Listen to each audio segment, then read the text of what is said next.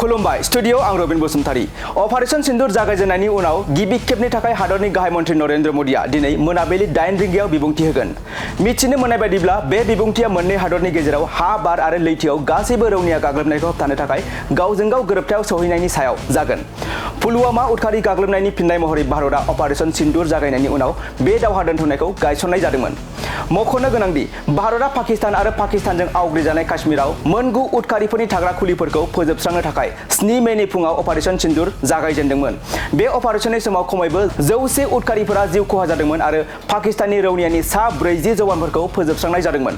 Operation सिन्दुरा जर'खायै लाश्कर-ए-तैयबा आरो जैश-ए-मोहम्मदजों सोमोन्दो थानाय बादाफोरखौ नोजोर होदोंमोन।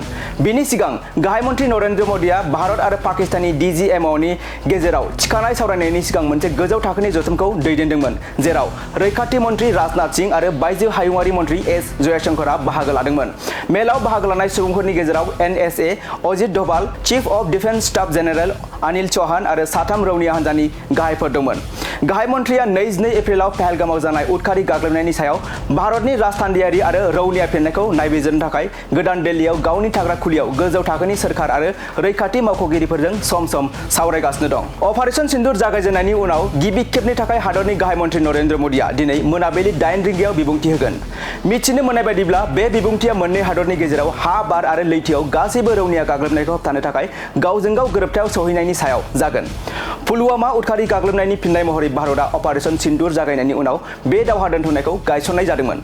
मख'नो गोनांदि भारतआ पाकिस्तान आरो पाकिस्तानजों आवग्रिजानाय काश्मीराव मोनगु उदखारिफोरनि थाग्रा खुलिफोरखौ फोजोबस्रांनो थाखाय 7 मेनि फुङाव अपारेशन सिन्दुर जागायजेनदोंमोन। बे अपारेशननि समाव खमैबो 100 उदखारिफोरा जिउ खहा जादोंमोन आरो पाकिस्ताननि रौनियानि सा 40 जवानफोरखौ फोजोबस्रांनाय जादोंमोन। अपारेशन सिन्दुरा जर'खायै लाश्कर-ए-तैयबा आरो जैश-ए-मोहम्मदजों सोमोन्दो थानाय बादाफोरखौ नोजोर होदोंमोन। बिनि सिगां गाहाय मन्थ्रि नरेन्द्र मोदीआ भारत आरो पाकिस्ताननि DGMOनि गेजेराव थिखानाय सावरायनायनि सिगां मोनसे गोजौ थाखोनि जथुमखौ दैदेनदोंमोन, जेराव रैखाथि मन्थ्रि राजनाथ सिंह आरो बायजो हायुंआरि मन्थ्रि एस जयशंकरआ बाहागो लादोंमोन। मेलाव बाहागो लानाय सुबुंफोरनि गेजेराव NSA Ajit Doval, chief of defence staff general Anil Chauhan आरो 3 रौनिया हान्जानि गाहायफोर दंमोन।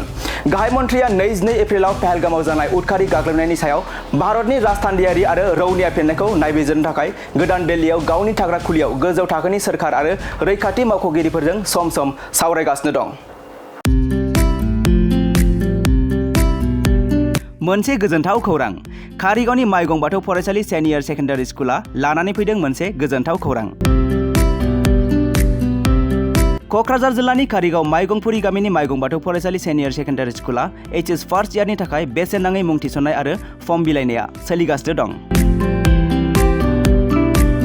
बे माइगं बाथौ फरायसालि सिनियर सेकेन्डारि स्कुलाव आर्ट्स स्ट्रिमनि थाखाय इंलिश, बड' एबा MIL इक'नमिक्स, एजुकेसन, एडभान्स बड', हिस्ट्रि, पलिटिकेल साइन्स आरो अल्टि इंलिश गासैबो आयदाखौ मोननो हागोन।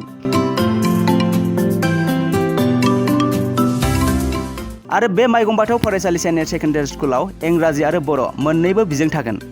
लोगोसे बे फरायसालियाव हिन्जावसा आरो हौवासाफोरनि थाखाय आलादा हस्टेलनि फेसिलिटिबो दं। नोंथाङा जुदि नोंथांनि गथ'खौ HS फार्स्ट इयारनि थाखाय गोदान मुं थिसननो सानदों अब्ला मानोथो गोबाव खालामनो?